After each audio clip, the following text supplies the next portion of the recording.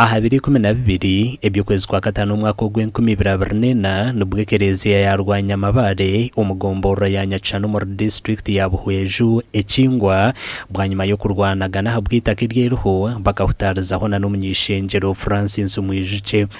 bakanyamabaguruka kuri bakwasire muhoro bakwasire biti binemisyo abantu babaterera kimwe bwanyuma y'amezi atanu cinjire poorisi ya Buhweju na RDC na n'abandi bebembeza barimo bamemba ba parliament bajigwire ahagati y'ebyo kwerinda kw'amani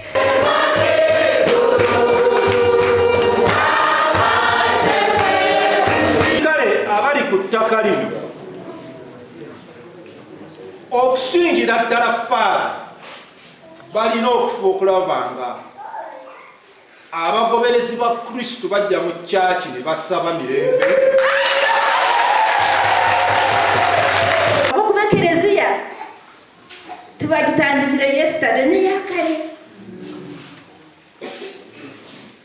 Kereziya yiguho Abakristu babona koraki okushabira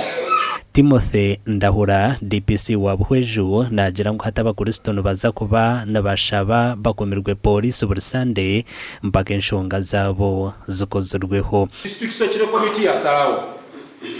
ettaka lino tulitekeka abapoliisi bakuume wano paka nga tumaze okukanya ku ttaka lino. MP Francis Mwijike ashikiraho mukoro ogwo kwigura kw'Ekereziya egi nukwe kwakirwa kar kamani ekitabwira umunyishengero Ephraim Biraro nukwe bakatandika kuherana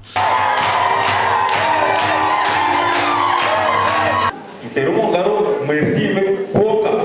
MP wanyu kwanyu zumugugu narbatira